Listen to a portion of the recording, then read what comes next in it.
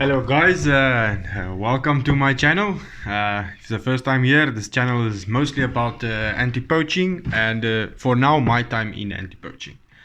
So let's get into it. My time into anti-poaching, if you watch my other videos, you'd have seen I made a video about the decision leading up to who I choose as my service provider. So this is my time with TacTrack, alright? So, upon arriving, they're in the Toes River area, close to Worcester in the Western Cape, which is like a Karoo type environment. So it's very dry, rocky, dry grass and shrubs and stuff like this. Lots of protea there. And anyway, so arriving there at first, like you're like, oh, yes, you don't know what you let yourself into, and you're wondering like, did I make the correct decision? Did I, all these did I stuff. And so arriving there I had this feeling of like excitement and like, how can I explain it? Excitement and like a scared factor almost. Like you don't know what's gonna happen, like you have an idea but not really, so there's that. It's really fucking cool. It's like something brand new, like unboxing a car before never seeing a car before or something. So yeah, my first impression of the farm was, as you enter the gates, it's flippin' neat, like they've got this two side rock walls, and then with a sliding gate, which really looks cool. It gives you an impression of professionalism, and right behind it is like a small circle, like a turnaround point inside the farm itself. In the middle there is, like, if I remember correctly, there's like an old tree branch or something there with a rhino made out of mesh wire, which is really cool. It gives you an idea of the professionalism and the effort that these people put into the course that they present to you, so it's there's that, which is really freaking cool. It looks nice, and then the road in there is a bit long and daunting. Okay, not daunting, but it's like long, and you're like, are we there yet? Meantime, it's not even fucking 3 kilometers, like it feels like forever when you go there the first time. And and then you arrive at the initial farmhouse, and you're like, whoa, is this where we're going to be staying? And then there's like a braai area, a little yard. I'm like, oh, okay, so it's worth the money that I spent, And then it's not there. You have to take your shit and walk a bit more. So then you take your stuff and you go to where the campsite is, which is really freaking nice. It is like 2 bungalows there, very professionally built. It gives you like a tented camp almost. It gives you that kind of vibe. And still at that point I was thinking like, yes, man, what a fancy place. Like, this is going to be, I don't want to say a walk in a park, but you get that impression that it won't be as tough as you thought because of the accommodation that you're seeing. Then, yeah.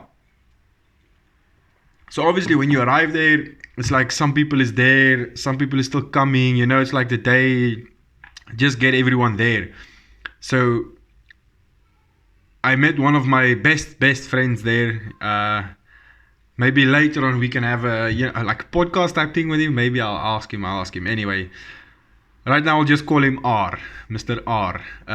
Anyway, I met him there, and his first question was like, "Are you fit, bro?" I was like, "Fucking no, man." In Velder we just play touchies every day, 5 o'clock, basically, before coronavirus destroyed everything. Anyway, and I was like, "Nah, bro, no, I'm not fit. Yeah, this and that." And I'm like, ooh, if this guy, he looks like he knows what he's talking about, And he was also the only guy with his own vehicle there. So, yeah. And so it was that new people, and then we met another guy there. Man, you meet people from all walks of life. Like, fucking really. There was a Romanian, an English guy, a French guy. There was obviously a lot of South Africans and so on. And Americans a few times, I think, as well. But in my course specifically, we had an English guy from England and no, the Romanian was on another course. Anyway, so the English guy was the only guy there. He was pretty cool, full of wisdom, really full of wisdom. And Anyway, so then it's like everyone arriving in drips and drabs. You're not really sure who's who in the zoo yet.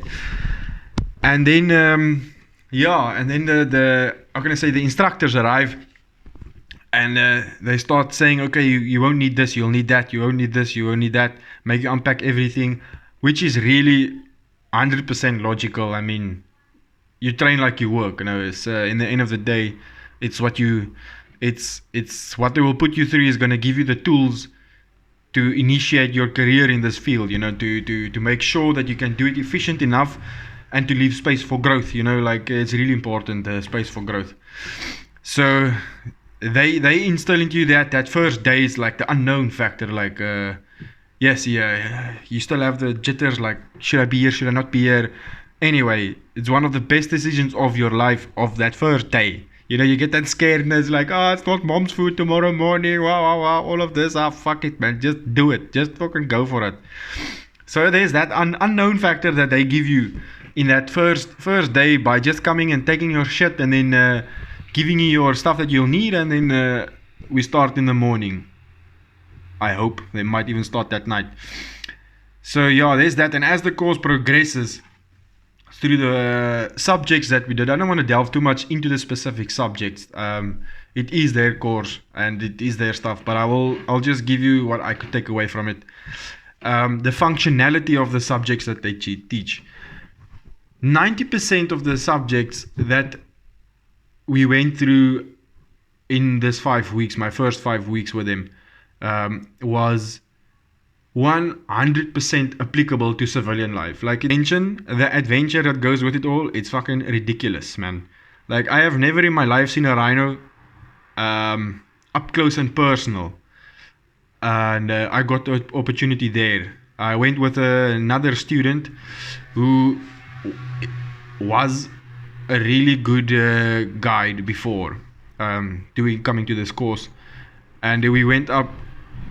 I mean, the wind was correct, the landscape was correct, the animals' behavior was correct, our behavior was correct, our approach was phenomenal, and we were able to get like within 2 meters of this fucking 4-ton animal, It was ridiculous, and you could actually hear the lips pulling the grass, because they don't have front teeth. I don't know if you know that. They don't have front teeth, the rhinos. They just have the lips that they eat the grass with. You could hear the lips like against each other as they, closed and open, and wow, the breathing is so intense. I mean, like, how a person breathes, the normal breathing sound, but an animal, you don't understand the depth at which they breathe with. Like, it's astonishing, man. Yeah, I'm getting the shivers again. The adventure was definitely a big part of it, man. Like, yeah, it was beautiful. We went to the Eastern Cape from the Western Cape, which was quite a nice drive. On our way there, it was in the time of a rhino run. I can't remember where exactly. We took part in that, the whole team, everyone. It was beautiful. And then we obviously time caught up with us, so we had to stop off for a sleepover somewhere. And in Nature's Valley, it's on the N2 in the Western Cape. Beautiful. Wow. The forest there is so thick and beautiful and taken care of. It's really, I would really want to go back there one day. So yeah, that's part of the adventure. It's also something, if you do it, like, no one in their whole life can ever take that away from you. It's really something that you have to do. And even if it's just for the adventure sake of it, like, it really just adds that much more depth to your experience. Be it you want to carry on with this as a career, or you want to do it for an adventure, or you're a student and you want to fill up a gap year, come do the course, go work a year or two in anti-poaching, get that experience. It's fucking never going to happen again, and no one can take it away from you. It's beautiful, honestly. Really, guys. And it's for me it was a period of growth, both physically and mentally, and I really enjoyed it because it made me a better person, a more effective person in everyday life, from work to relationships to friendships to everything. Like, it really applies to everywhere in your life.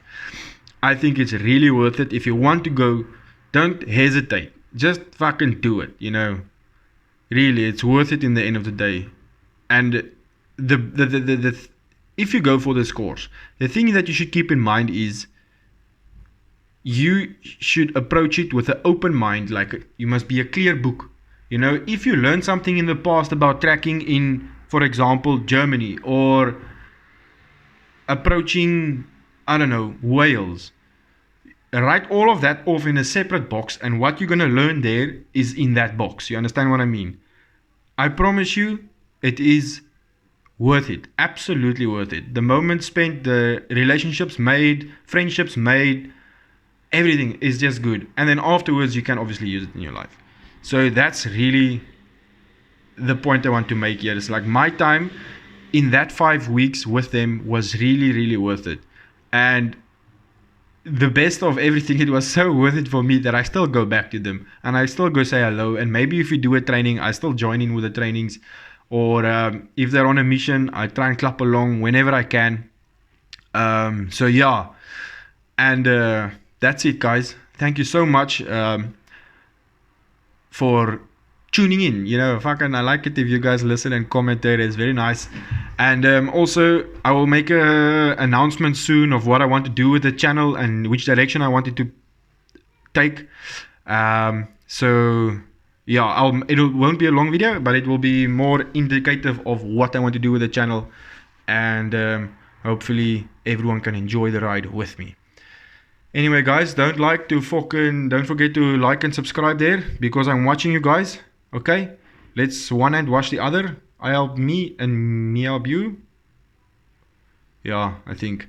Anyway, guys, thank you so much. Stay safe, stay dangerous, and take care. Cheers.